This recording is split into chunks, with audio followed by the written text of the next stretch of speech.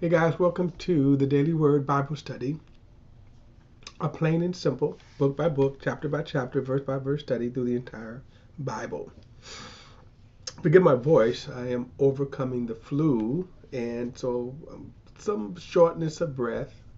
So, probably going to go a little slower through this. And um, like I say, it's the flu. But anyway, we're in Second Chronicles, chapter 23, and we studied this story in Kings, and it's the story of Athaliah, who seized control of Israel by killing off all of the king's heirs. And then she reigned for about 7 years, but what she did not know that there was an actual heir that was hidden from her.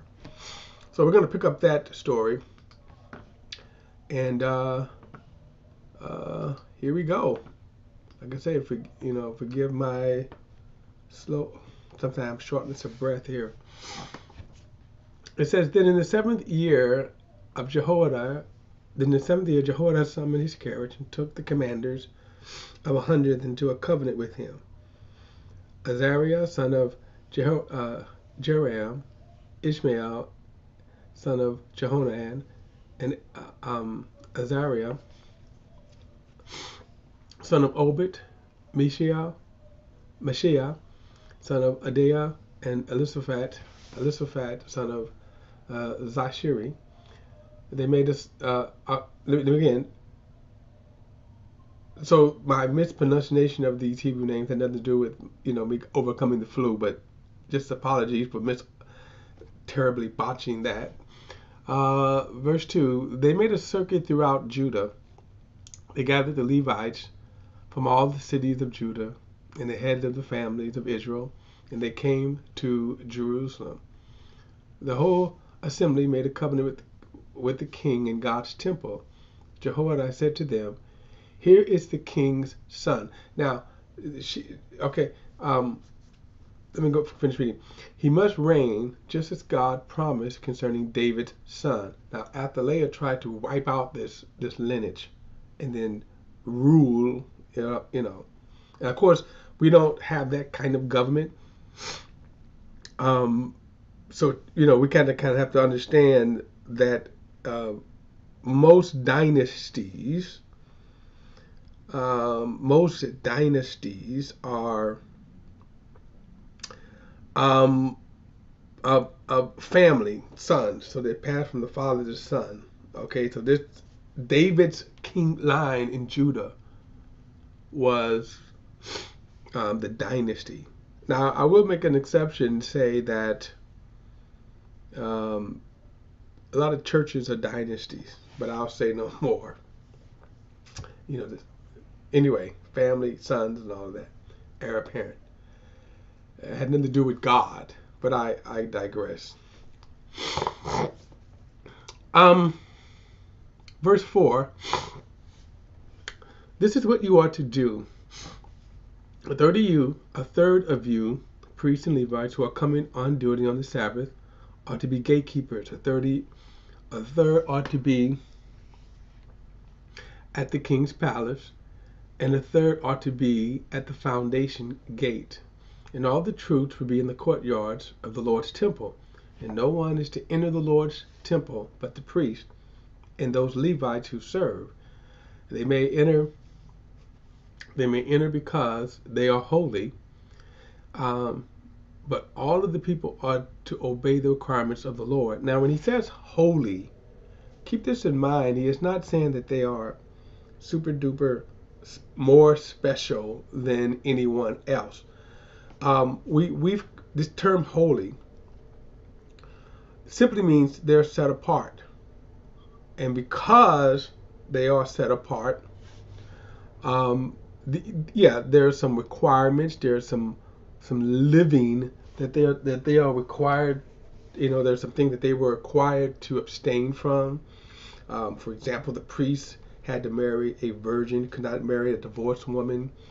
The priest himself could not be defective in any kind of way. However, the term holy itself doesn't in itself means purity and above all. Now I say that because oftentimes there are people who think and try to use that as far as oh, my itching here. There are people who are trying to say that a person is holy, and even like today, you'll see people saying that certain pastors or ministers, that there's a priesthood among them, and it's not. The idea of the term holy simply means they are set apart, and so the priests were set apart for God's service. That's what the priests meant, that they were set apart for God's service. All right. So one of the things too. Now remember, Athaliah. Got this itch here, paranoid. I might try not to see if I got a fly. Athaliah had been reigning for 7 years, and she was a wicked queen. Okay. And then I said she did not know that there was an heir. No one knew, and now Jehoiada is finna bring the king out, and he's getting ready to again install him as king. Now, his name would be Joash. We'll get to know him later. What is interesting about Jehoiada is that he didn't have aspirations to be king. He was a priest, and he is going to have a profound influence on Joash. Okay, that if he could have been, if he was wicked, he could have been like Athaliah, greedy for power, but he really just wanted to serve the Lord, and you're going to see that character in him.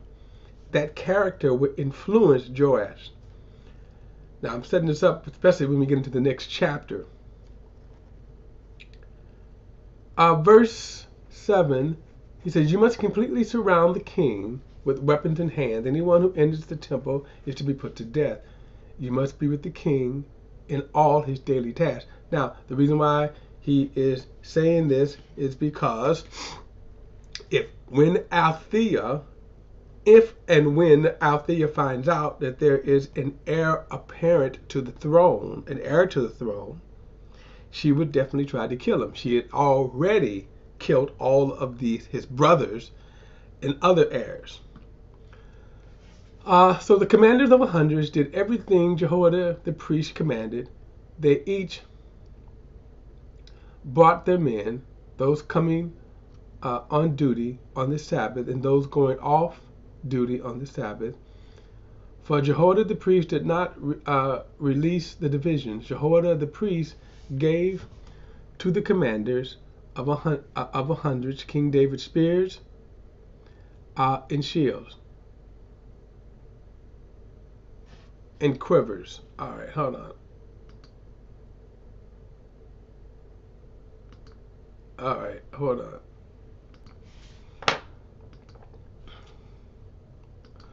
All right, had a little flash there. Okay.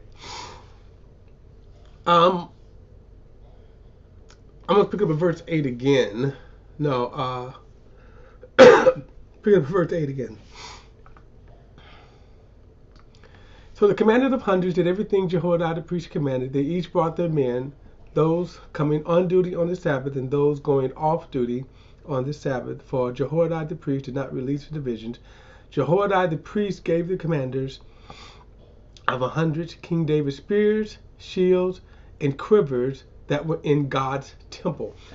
And then he stationed all the troops with their weapons in hand surrounding the king for the right side of the temple and the left side and by the altar of the temple. Now, Jehoiada is being wise in how he is setting this up to kind of spring this here.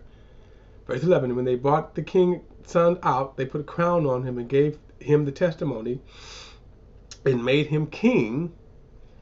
Then Jehoiada and his sons anointed him and cried, "Long live the queen." And when they heard the noise from the troops and the guards and those praising the king, she went to the troops in the Lord's temple. And as she looked, there was the king standing by the pillar at the entrance, and the commanders of the trumpeters were by the king, and all the people of the land were rejoicing and blowing trumpets, while the singers with musicians, musical instruments, were leading the praise. Athaliah tore her clothes and screamed, "Treason, treason." Now, again, if you go back in Kings, this is, again, it's a more brutal telling of this.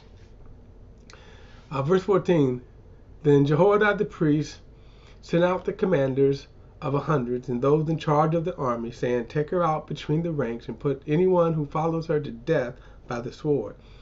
For the priest said, "Don't put her to death in the Lord's temple." So they arrested her, and she went out by the entrance of the horse gate to the king's palace, where they put her to death. Now, again, this is, when we go back to the kings, remember these stories were very bloody, violent, okay? But remember, she was very wicked too. And this is one of the things we kind of we saw when we studied Kings, how brutal these kingdoms were, these rulerships were. Verse 16, then Jehoiada made a covenant between himself, the king, and the people, that they would be the Lord's people. Again, interesting that he has to make this covenant after so many years, right? Almost each generation has the challenge of following God. I mean, literally, each generation. Verse 17, so all the people went to the temple of Baal and tore it down. They broke its altars and its image into pieces and killed Mattan, the priest of Baal, at the altars. Now, again, why were these altars in the land of Israel? This is their continual sin. Their continual sin. Excuse me. Throughout until the Babylonian Empire. And it's unbelievable, since they had the presence of the true God. Now, again, let me just say this. As a reminder, remember when we started our journey in the book of Genesis, and for this phase here, we said there are several threads that you're going to see throughout, from Genesis to Revelation. Obviously, God, the Father, Jesus, his plan of salvation throughout. But the other thing that we see is the sinfulness of man, what sin really is. I mean, how it has so damaged man. And we see there, every generation deals with this, and it's just amazing that you would have to make a covenant. And what is even more interesting to me when you come to the nation of Israel is that if Israel can sin with having the presence of God like no other nation, you can just say wow to that. Just stop there. Wow to that. And what that shows is how bad sin could be. How bad sin has damaged man. And how good the mercy of God is through Jesus Christ. Verse 18, then Jehoiada put the oversight of the Lord's temple into the hand of the Levitical priests, whom David had appointed over the Lord's temple, to offer burnt offerings to the Lord, as it is written in the law of Moses, with rejoicing and song ordained by David. He stationed gatekeepers at the gate of the Lord's temple, so that nothing unclean could enter for any reason. And then he took with him the commanders of 100s, and nobles, the governors of the people, and all of the people of the land, and brought the king down from the Lord's temple. They entered the king's palace. Excuse me. They entered the king's palace through the upper gate and seated the king on the throne of the kingdom. And all the people of the land rejoiced. And the city was quieted, where they had put Athaliah to death by the sword. There is a proverb that says, when the wicked rule, the people mourn. But when the righteous rule, the people rejoice.